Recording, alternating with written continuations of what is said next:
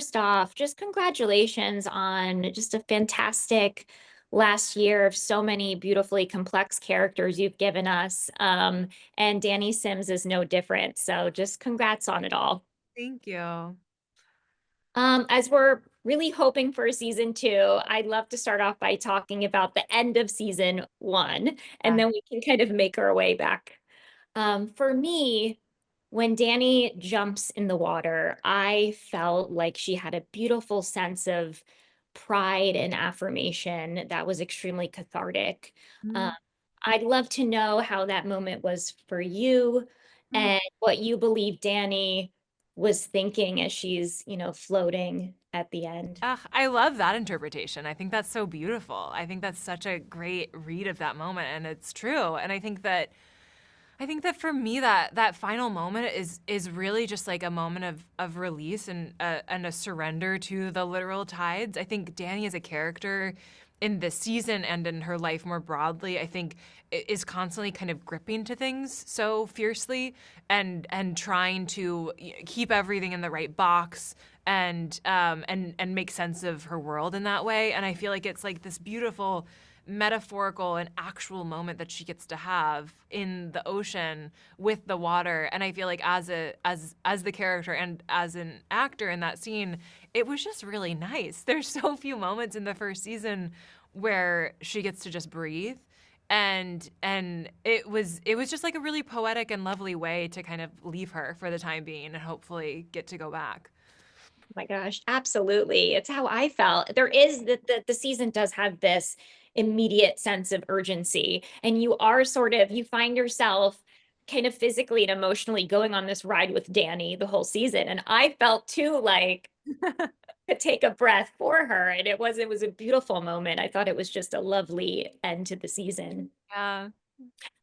Oh my gosh. Well, through these really effective flashbacks throughout the season, we see Danny and Xander's relationship develop. I mean, obviously, to better understand where they are in the present. And the show did a fantastic job, and also a testament to your performances at showing the nuances of power dynamics in a relationship. Yeah. We see like the harm and pain caused by his kind of lack of acknowledging his privilege Yeah. and the part that it plays in Danny's work and in their relationship. Can you talk about working with Colin to kind of capture the delicate balance between having this power dynamic be ever present, but also just allowing for their deep love and respect for each other to also be. Yeah. Yeah, I mean, it's so complicated and so nuanced. And I think it was one of those really interesting experiences that I sometimes have as an actor where, obviously I had the outline of everything that they go through in the past and everything that's going to happen in the present for the season. So I knew what the arcs were. I had a lot of details about what's happening in every episode before we even started, so I could kind of understand the journey. But I will say, like, the difference between understanding the outline and then actually understanding the story was a huge gap for me. Like, I feel like by the time we were shooting those later episodes in the season where, the relationship in the flashbacks and the relationship in the contemporary time is really coming to a head, my understanding of like what was happening between them was really totally different. And it was such a unique experience as an actor to kind of see the character open up in that way. And I think that it became so clear to me in those later episodes the actual stakes of their relationship and why HR was her only option and why it was literally the only route that she had to get out of the situation that she had found herself in, and all of the puzzle pieces that had put themselves together before that kind of created that trajectory. And it was so cool just to get to kind of experience it almost in real time and have that be such a different way of understanding the story than the sort of intellectualized understanding that I had before I was actually shooting those scenes. And I think that working with Colin was lovely because, I mean, I think together we just found how intense their love was for each other, which is so important to their story. And because the stakes are so high, not only for them emotionally because of what they've already given to each other, but also professionally for Danny. I mean, it's like the perfect sort of conflict for that. Mhm. And also, I think really then also explains why Danny eventually drops the complaint, because what she needs, she can't get from HR. You know, like she doesn't need Xander to be fired. She needs Xander to apologize for not seeing her for a year and for not listening to what she was trying to communicate and to acknowledge the pain that he's caused. And when he does that, it's like a huge release and relief and catharsis for her in that moment, I think. Yeah, I think what's so just smart and beautiful about the series is the complexities of their relationship and those power dynamics Yeah. are so relatable. Yeah. Because you see on screen sometimes relationships in black and white, and you don't see all the nuances and how it's not always about a bad guy or a good girl or whatever. Yeah. It's just how sometimes it's really hard when Yeah. you don't have the tools to give the person that you love the validation that they so deserve. And Yeah. like that is so, I have chills thinking about it because that Yeah. is so damn relatable. And I was like, wow, this really took this just lovely turn that I wasn't expecting. And I thought this, it was just so well done. And yeah, I mean, I applaud the writers and again, your beautiful performances. Yeah. Um, Another relationship that really stood out to me that felt really refreshing and rare was between Danny and Dr. Cruz. Oh, yeah. Oh, Yeah. oh my gosh. And, I mean, I thought it was so refreshing to see two women in such a, intense professional capacity, um, being both hard and vulnerable with each other in Yeah. the same breath. Yes. And also, I think seeing the like generational divide between those two people in a workplace that has changed so much in those years. You know, like Dr. Cruz came up in a time where women in the emergency room would be quite few and far between. And, the need to like tough it out and not say anything and just do your job and don't, listen to the chatter was the kind of mantra to get through it. And that kind of coming into conversation with Danny and her current experience. I mean, I think and then also the arc of their relationship and the ways in which their understanding of each other shifts too over the course of the season, I think is really beautiful. I do love that relationship. I think that's a great Yeah. shout out. No, it's like I was thinking about it. I was like, it's another really complex, Yeah. complex and like really important conversations to have, Yeah. especially like when you do have mentors in the workspace who, to your point, came up at a different time in a different place. Yeah. And I think just when what's so cool is just when you think that there's been judgment placed, it goes in the other direction and the humanity shines through. Yeah. Um, and you see those, how the lines are blurred between personal and professionalism and how when to keep them separate, when it's only human to mold them together. Yeah. It Totally. yeah, so good. Oh, Uh, I'm glad. I think I haven't actually really talked about that relationship yet. I'm so glad that you brought that relationship up. I think it is a really interesting and complicated one. Yeah, I mean, Danny has so many kind of like meaty relationships like throughout this series, with her sister, with her best friend, and Yeah. there's all this rich lived in history that I'm sure was so fun to play. Like, what did you learn about her? Like, what informed you? How did these relationships in her life and the dynamics that are so different kind of inform you about her, when stepping into her shoes? Oh, I mean, they're kind of everything. I feel like the ways in which a character interacts with people around them tells you so much about their lived experience and where they came from and why they are who they are today. And I think that I got really lucky in this project where we get to see so many familial relationships, even in this season with her sister and with her dad. And and knowing kind of where she came from and seeing that path that led her to where she is now, I think really did so much for helping the audience understand and helping me understand when I was first kind of grappling with it and breaking it down for myself why she is who she is, not only in the workplace, but also in her relationship with Xander, why there's particular ways in which they kind of like perfectly press on each other's bruises and like activate that sort of, parasympathetic like fight or flight response.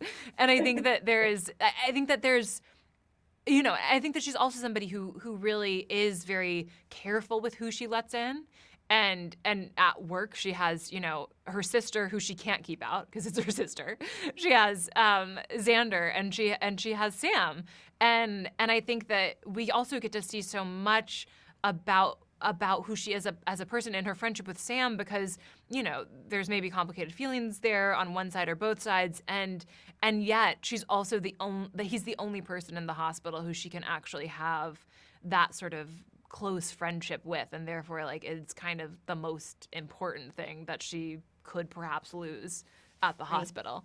Right. It's like kind of the chosen person for her. So I think it's Mhm. just, I think it's great. I think it was excellently written in that capacity. Oh my gosh, absolutely. And I think too, in these kind of like high stress environments like a hospital where literally people's lives are, on the line, it's so important to like see that those kind of safe spaces are being created Yeah, and how, you know, when there are egos at play, you have these moments of strength and vulnerability and these characters kind of being there for each other to remind them, yeah, um, that it's okay for whatever reason. yeah, And I think that's what makes, any good like medical drama work so well is that it puts kind of character first and foremost in the relationships that are yeah. being developed. And, that's all you can ask for. Yeah, and I mean, I think we get to see so much of just like humanity in the show. I think the show does a really good job in its both kind of central story of what's taken place between Xander and Danny, and also in all of the other stories where no one's like making just a great decision. You know, like, there's a lot of decisions that are deeply complicated and nuanced and imperfect, and I think that the show really does a great job of exploring why, and in a way that doesn't sacrifice your desire to spend time with the characters or see more of them. And I think, in fact, like, really, I think in a really like beautiful way, kind of touches on what's special about being human and trying to be a better human, and and and I think in showing people being imperfect allows people watching to kind of see themselves in the characters on screen in a really interesting way.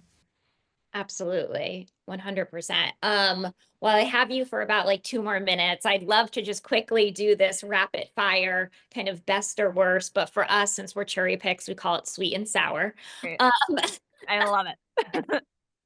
okay. Sourest medical term to learn. Oh gosh. Well, for me, it's just the first one that was really hard, which is cricothyrotomy, which is now also my favorite. You know, like, I think I've said it like 70 times in this press tour so far, but that's like sourest, but now sweetest. Right. I love It's that. candied. Yeah. It's a candied Yeah. sour. Yeah. It's good. Yeah. It does it all. Um, okay. Sweetest scene to film and then sweetest scene to watch. Oh. Mm. You know, the sweetest scene to film for me was the scene where Xander apologizes after the big procedure, when we're sitting on the trauma bay together. That scene really just like caught me off guard so intensely as an actor in it. I was like so kind of astonished by how moved I was just like experiencing it, and that's always a really special moment as an actor when you kind of get to be surprised. And I haven't finished watching the show yet, so it's hard to know what my absolute sweetest scene to It watch doesn't have is. to be like sweetest. It could be, Yeah, one of the sweetest. yeah. Oh, ugh. I mean, that's so hard. I will say, I feel like the answer to that is everything I didn't get to be a part of. Like, it's Right. been so fun to get to watch, you know, all of the surgery stuff with Nestor and Jack and Justina, and to like just see that whole world that I was never got to be a part of, and their amazing dynamics. I'm obsessed with all of those characters and the ways they interact. I'm obsessed with Sophie and Chelsea and like their whole dynamic together. I think it's amazing. There's Mhm. just like there's so many great characters, and it's so fun to get to see the things I only ever got to read on the page. Like, that's Yeah. such a it's and so I hope that audiences are getting to have No, that experience that's for like all of it. right. That's the perfect answer because Yeah. so true. It's like, to be a part of something that is such an ensemble and then be able to like see what your co-stars performances is lovely.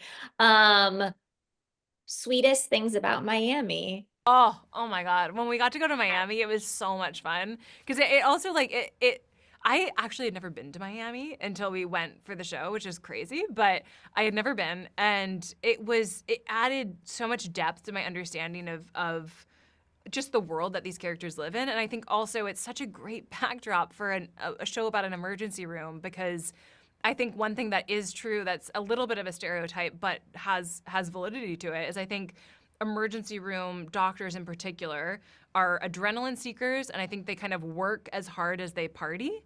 And I think Right. that Miami is like an amazing backdrop for that particular profession. And I mean, I think honestly, the sweetest thing about Miami was the humidity. Oh, I Going to love Miami, humidity. Do you love I humidity? love the humidity. I love the humidity. People Yeah. hate it, and I'm like, it's the Oh, best. my skin and my It's so hair are slick. like never happier. It's so good for me. Oh my God, it's so good. No, my sister-in-law did her residency in Miami. She went to Oh, UM. So I spent a lot of time in Miami. First time I ever went to a club was in Miami. Like it's a fantastic city. And I love that this show takes place there. But yes, I agree. oh my gosh. Oh, well, it's always so lovely chatting with you. Congratulations again. And just thank you for your time today. Thank you. Thanks so much for the good questions.